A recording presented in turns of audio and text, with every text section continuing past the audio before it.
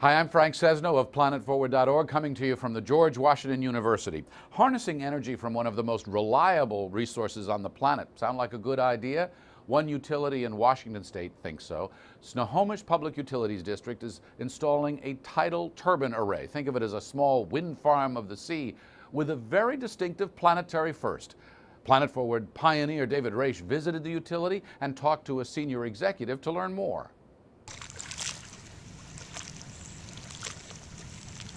Tidal energy is of interest to us because it's clean renewable energy, but unlike wind and solar, it's also predictable, which is a huge benefit to a utility.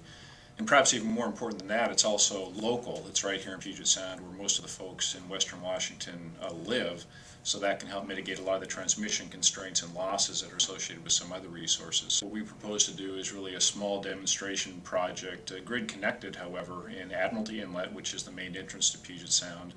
We propose to install 2 open hydro turbines. The technology is essentially can be thought of as an underwater windmill, except instead of capturing the water from moving air molecules, it's simply capturing the energy from moving water molecules as they move in and out of a bay or an estuary or sound like Puget Sound with the tides. It's only been deployed at very small scale, mostly only in frankly, just in demonstration plants. Ours would be literally the first array, so more than one turbine, grid connected, of utility scale turbines in the world. These devices, each turbine will put out about a half a megawatt at maximum currents. On average, over the course of a year, they'll put out about 10% of that, we believe. But that's another reason for doing the project, is to see if those assumptions in fact hold true. So, I think we figured that a megawatt is enough to operate about 700 homes. So you could get the sense that, over time, if you had enough of these devices, it could make a big difference, particularly to an island like Whidbey Island, which is where we'd be connecting these devices. Admiralty Inlet has a number of things going for it. It has currents that are more than adequate for tidal energy.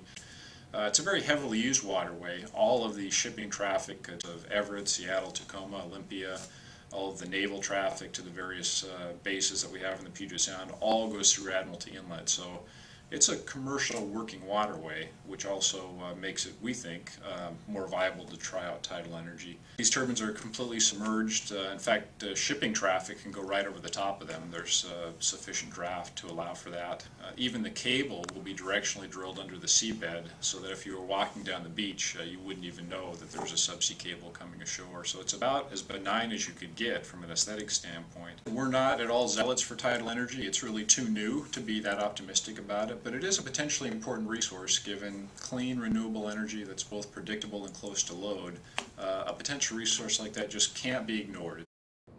Now, the Department of Energy says there has to be a difference of at least 16 feet between high and low tide in order to harness this kind of energy. And even though the planet is covered with water, DOE estimates there are only about 40 sites worldwide that qualify. So is it worth it?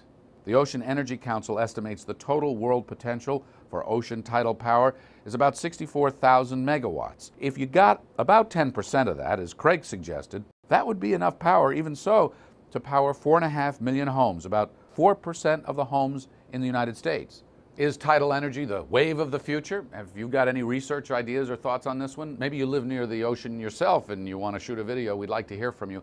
Make your case at planetforward.org.